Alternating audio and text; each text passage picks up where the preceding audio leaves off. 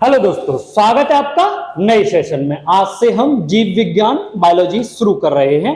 अगर हम इसे देखें तो परीक्षाओं में जो विज्ञान विषय से प्रश्न पूछे जाते हैं उसमें सबसे ज्यादा वेटेज जो होता है, सबसे ज्यादा जो प्रश्न होते हैं वह जीव विज्ञान से ही होते हैं।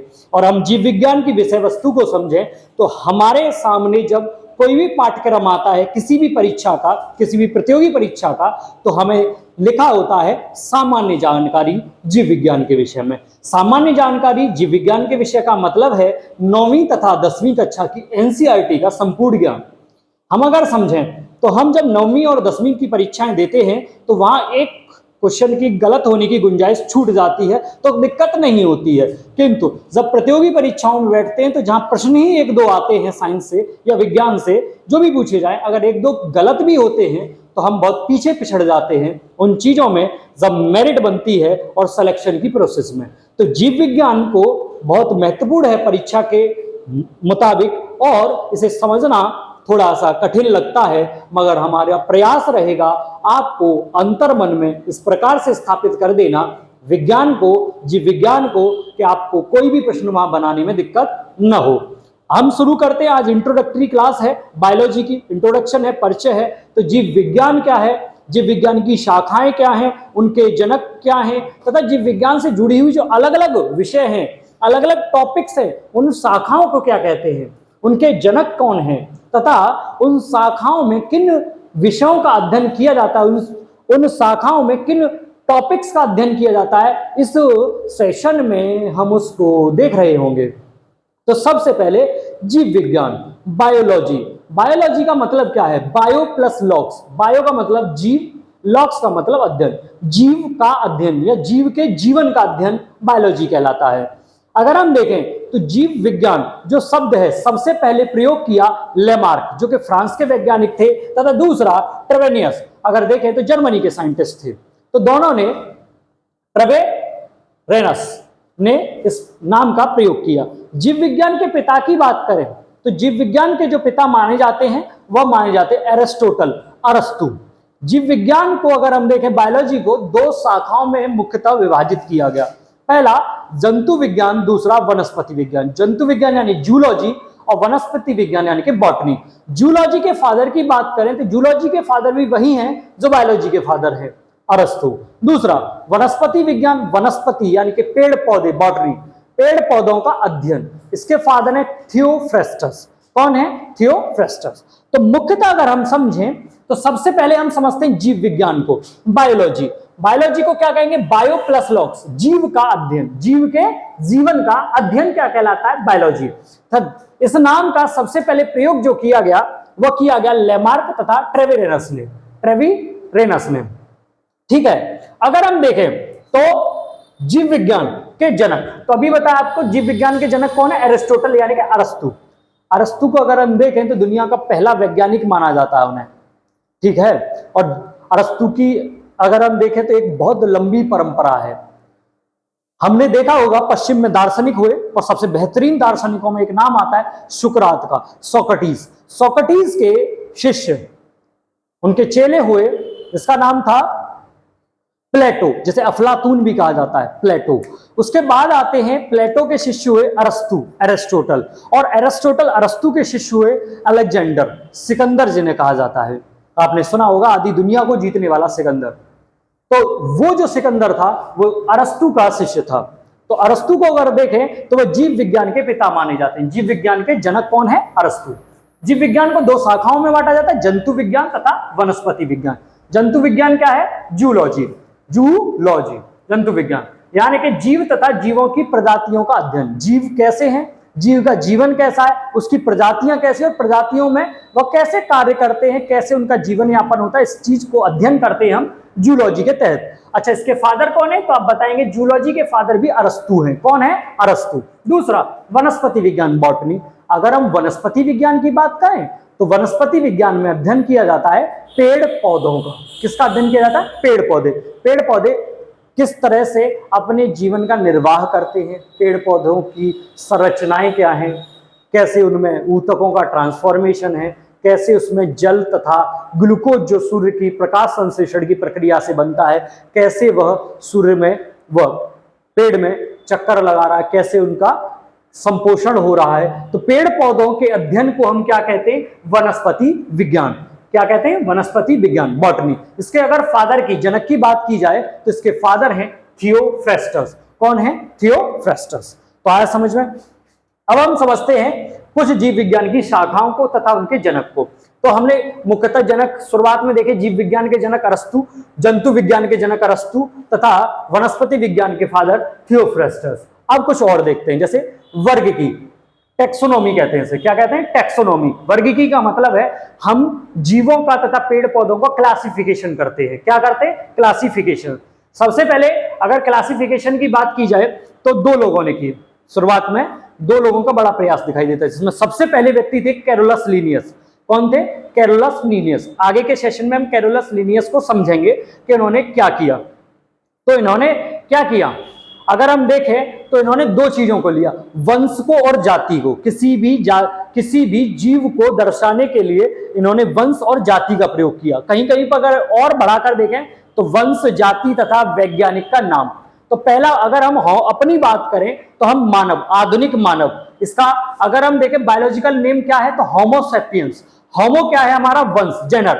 अगर सेपियंस देखें तो क्या है? हमारी जाति। तो होमो सेपियंस। तो वंश तथा जाति का वर्गीकरण कौन करता है? Carolus Linnaeus. इसीलिए उन्हें वर्गीकी का पिता कहा जाता है, जनक कहा जाता है। अगले आनुवंशिकी। आनुवंशिकी को आपने समझा होगा क्लास 10th में जब आप पढ़ रहे थे हेरिडिटी। क्या पढ़ रहे थे? हेरिडिटी, आनुवंशिकी। क्या होता है ये हेरिडिटी? समझे।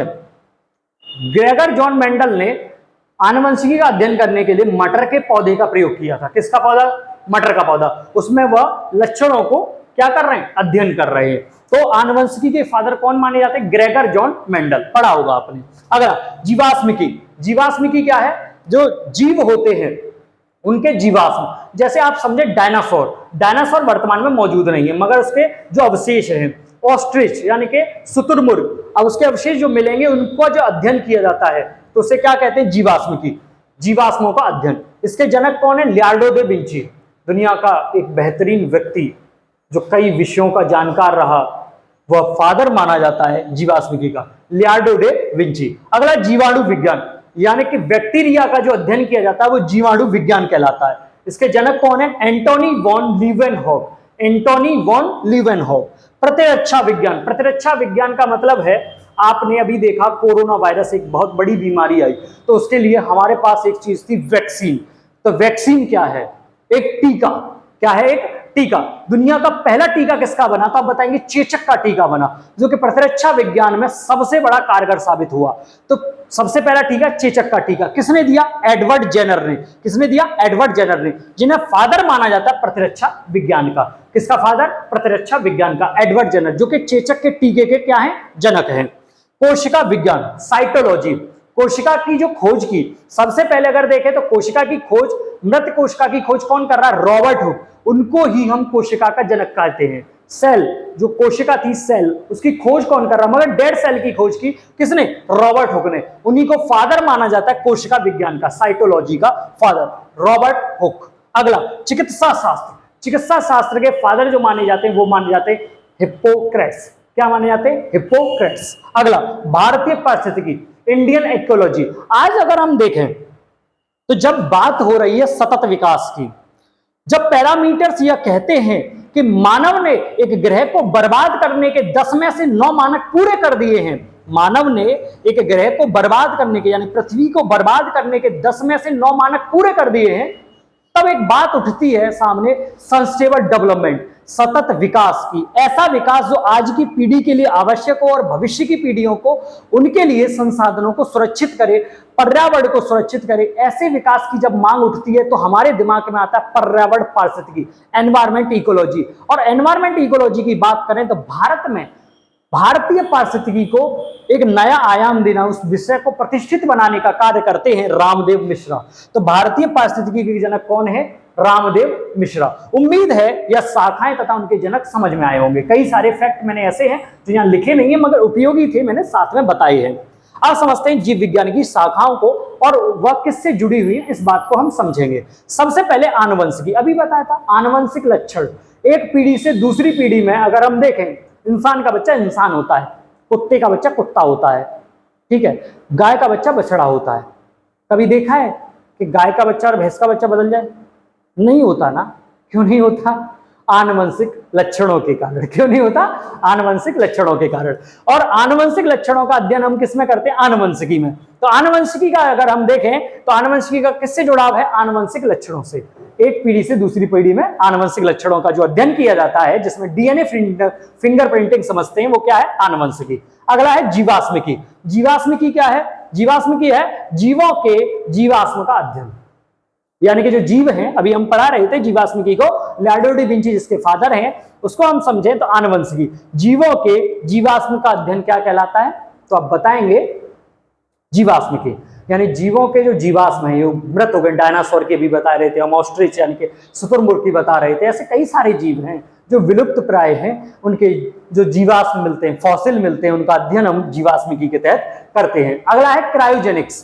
क्रायोजेनिक क्या होता है? बहुत ही कम टेम्परेचर होता है, बहुत ही कम टेम्परेचर। इसको हम समझते हैं, अगर हम स्पेस साइंस में समझें तो जब हमारे यहाँ अगर देखें, इसरो दो तरह के लॉन्च व्हीकल प्रयोग करता है, एक पीएसएलवी, एक जीएसएलवी।